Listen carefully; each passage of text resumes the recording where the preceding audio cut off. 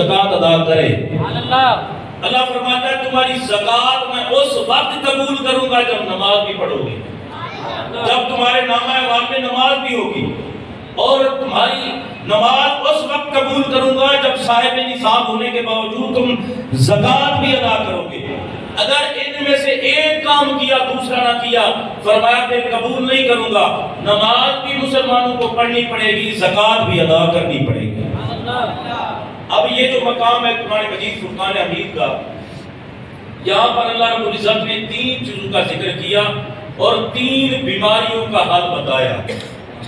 کتنی بیماریاں؟ 3 بیماریاں۔ پہلی بیماری خود پسندی۔ خود پسندی کا پتہ ہے نا، بندہ اپنے آپ کو کہے میں پتہ نہیں کیا ہوں، بس یہ مجھے ہی اچھا لگتا ہے، کسی اور کو لگتا ہی نہیں۔ خود پسندی یہ بہت بڑی بیماری ہے۔ تو خود پسندی کا اللہ نے علاج کیا کیا؟ فرمایا جو چاہتا ہے وہ خود پسندی سے بچ جائے، اسے چاہیے میری بارگاہ میں آ کے جھک جائے۔ خود پسندی سے بچ رہے ہیں۔ میں وضاحت بعد میں کرتا ہوں، پہلے آپ کو بتا دوں دوسری بیماری کیا ہے۔ دوسری بیماری ہے مال کی محبت، مال کی لالچ، طمع، حرص مال کا۔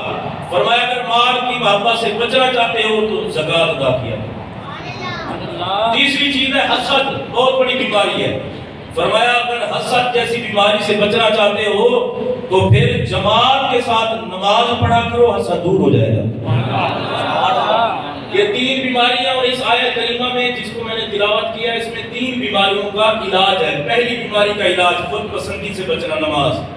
میرے پاک نبی کا ارشاد گرامی سرکار فرماتے ہیں موسم خزاں کا ابو ذر غفاری رضی اللہ تعالیٰ عنہ حضور کے ساتھ ہیں، کہتے ہیں آقا باہر تشریف لائے، درخت کی 2 شاخوں کو پکڑا، یوں ہلایا اور پتے گرنے لگ گئے۔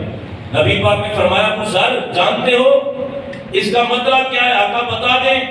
فرمایا جس طرح درخت کے پتے گر رہے ہیں موسم خزاں میں، جب بندہ مومن اللہ کی بارگاہ میں آتا ہے تو اس کے گناہ یوں ہی چڑھتے ہیں۔